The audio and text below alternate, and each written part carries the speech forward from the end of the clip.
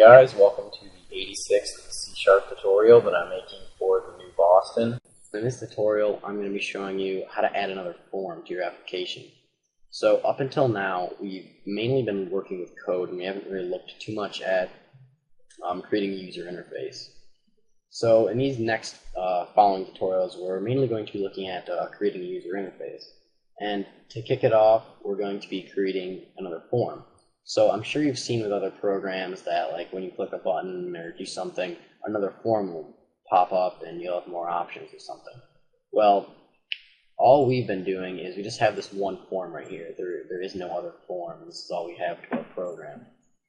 Well, in order to add another form, you're going to want to go up to Project, Add Windows Form.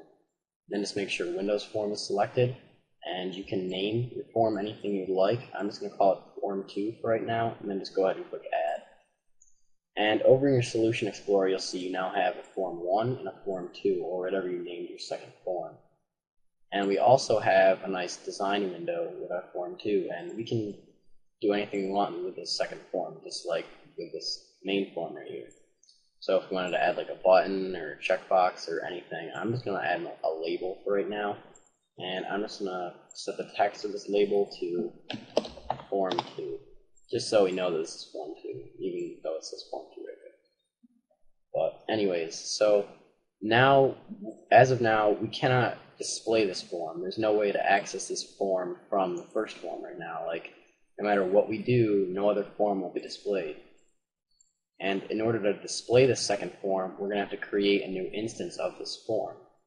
And in order to do that, we're going to have to go over to View, Code, and this will just show the code for this form right here. And as you can see, the class is called Form 2. So in order to now access this form, we're going to have to create a new instance of Form 2. So on button one click, we want to display the second form. So it's going to be Form 2. We're going to give a name to it. I'll just call it F. Set it equal to a new Form 2. And now the method that we're going to be using in order to display the form is called show. And show will just display the form. So we're just going to do f.show. So now when we click this button up here, we should get our second form. And again, what we're doing right here is we're creating a new instance of this form. And that's the class right here. And then we're just using the show method in the form class to display it. And it inherits from this form class right here. And that's just in the form class. So now when we click button 1, we should just get the second form. Yep, we have two forms right here. We have our Form 2 label. So there's also another method in the form class called show dialog. And I'm going to show you the difference between the two. Now, if you just do show, go up here, you can move in between these two forms freely. There's no error or anything. Well, if you do show dialog, it disables that. You cannot, now you cannot go in between the two forms. If you try to do that, it'll just make like a little sound. Yeah, now we can only do things inside of this form. And usually you're probably going to want to have show dialog, but depending on what you're doing, it depends. So it's good to know both of those. So as of right now, these two classes are completely separate. This Form 1 and this Form 2. Well, say we want to use a string from this class, or yeah, this class right here, and use it in this class. Well, in order to do that, we can just pass a method through the constructor. And Form 2 right here, this is the constructor. So if we wanted to pass a string variable through right here, we just do string, call it myString. Now it will just pass a string variable through this Form 2 class. And now when we go back here, it now calls for a string. Well, I'm just going to create a text box right here. And basically what it will do now is it will take the text from this text box and pass it into Form 2, the constructor right here. So we're just going to pass in text box 1's text.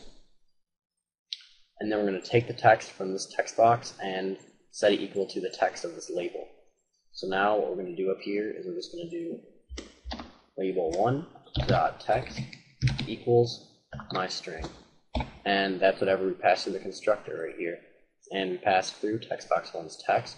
So what it will do when we click this button is it will create a new instance of this form class.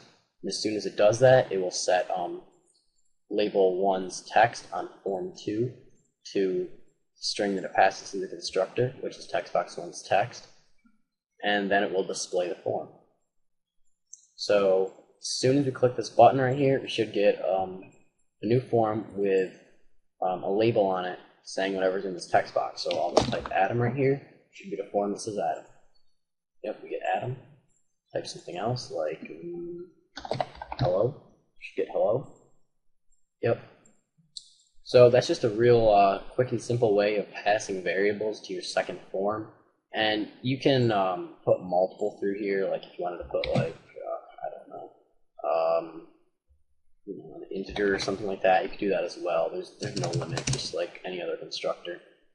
So that's it for this tutorial on forms. So see you guys.